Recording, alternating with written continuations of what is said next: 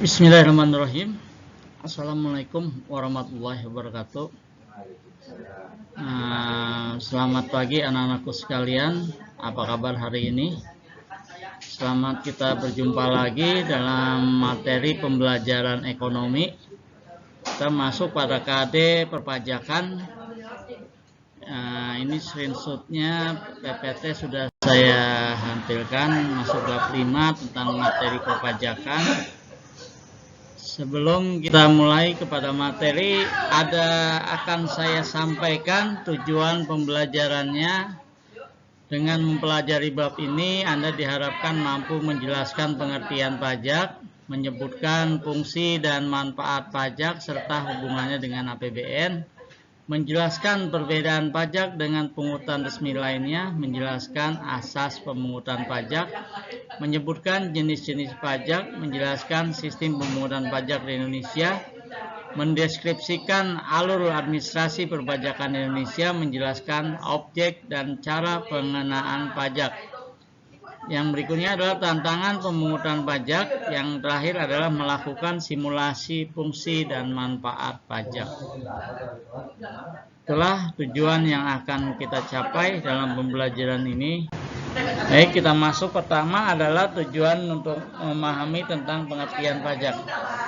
Menurut Undang-Undang Nomor 6 Tahun 83, pajak adalah kontribusi wajib kepada negara yang terutang oleh pribadi atau badan yang bersifat memaksa berdasarkan undang-undang dengan tidak mendapatkan imbalan secara langsung dan digunakan untuk keperluan negara bagi sebesar-besarnya kemakmuran rakyat.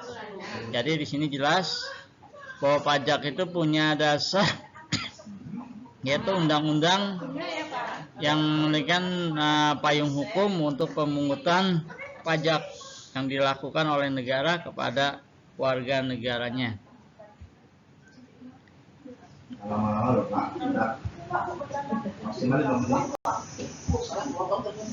Yang berikutnya, ciri-ciri pajak adalah iuran wajib yang diberikan oleh wajib pajak kepada negara. Ciri yang kedua, pembayaran didasarkan pada norma hukum. Ciri ketiga, sumber pembiayaan pengeluaran kolektif. Ciri keempat, sarana untuk meningkatkan kesejahteraan umum. Yang kelima, balas jasa yang tidak diberikan secara langsung. Di sini maksudnya ketika kita bayar pajak, kita tidak akan merasakan kompensasi dari pembayaran yang kita lakukan.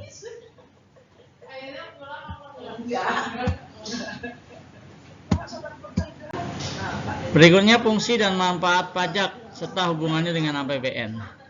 Fungsi pertama adalah fungsi budgeter, yaitu di mana pajak digunakan sebagai alat untuk memasukkan dana secara optimal ke kas negara berdasarkan undang-undang perpajakan yang berlaku.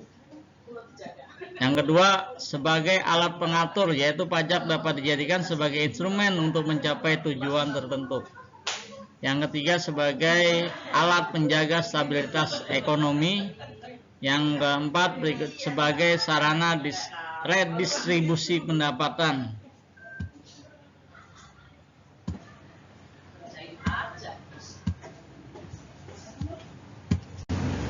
Berikutnya, perbedaan pajak dengan pungutan resmi lainnya. Perbedaan pajak dengan pungutan resmi lainnya, misalnya retribusi, adalah pertama dasar hukum. Yang jelas kalau pajak dipayungi hukumnya adalah undang-undang dan pungutan pajak diatur dalam undang-undang yang dikeluarkan oleh pemerintah. Balas jasa pajak tidak bisa ditunjukkan secara langsung. Jadi warga negara membayar saat ini dan tidak langsung diwujudkan balas jasanya bisa kita rasakan oleh warga negara. Objek pemungutan pajak dilakukan secara umum. Sifat dan sanksi pajak bersifat memaksa dan terdapat sanksi yang tidak membayar. Jadi ada ancaman bahkan sampai ancaman kurungan penjara. Lembaga pemungutan pajak dipungut pemerintah pusat dan pemerintah daerah. Berikutnya asas pemungutan pajak ada 4. Asas pemungutan pajak yang dimuatkan oleh Adam Smith dalam Wealth of Nation bukunya, yang pertama adalah asas equality, yaitu pentingnya keseimbangan kemampuan masing-masing subjek. Jadi dilihat kapasitas masing-masing wajib pajaknya. Lalu kedua, asas certainty, yaitu pentingnya kepastian pemungutan pajak, misalnya kepastian hukum. Jadi harus dilengkapi dengan kepastian hukum. Yang ketiga, asas konvensi payment, yaitu pentingnya waktu yang tepat memenuhi kewajiban pajak. Jadi ada batas jatuh temponya. Asas ekonomi, yaitu pentingnya prinsip ekonomi dalam pemungutan pajak. Berikutnya jenis-jenis pajak berdasarkan pihak yang menanggungnya. Ada pajak langsung, yaitu pajak yang dikenakan secara berkala terhadap seorang atau badan usaha berdasarkan ketetapan pajak, contohnya pajak penghasilan, PBB. Yang kedua, pajak tidak langsung, yaitu pajak yang dikenakan atas perbuatan atau peristiwa, contohnya PPN, pajak penjualan. Ini biasanya dikenakan kepada konsumen, baik yang makan di restoran atau yang belanja di pusat perbelanjaan. Berikutnya berdasarkan lembaga pemungut pajak, ada pajak negara dan pajak daerah. Yang berikutnya berdasarkan sifatnya, ada pajak subjektif dan pajak objektif. Berikut sistem pemungutan pajak di Indonesia, ada official assessment system, semi official assessment system, dan withholding full assessment system. Ini alur administrasi perpajakan di Indonesia. Objek dan cara pengenaan pajak.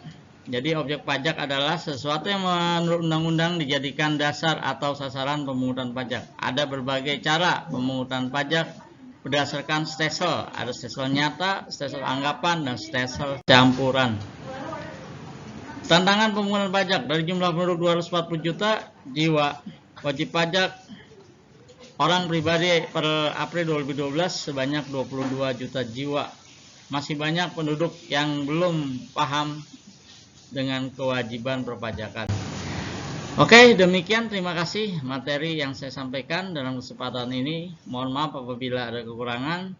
Saya akhiri, wabillahi taufiq wal hidayah. Wassalamualaikum warahmatullahi wabarakatuh.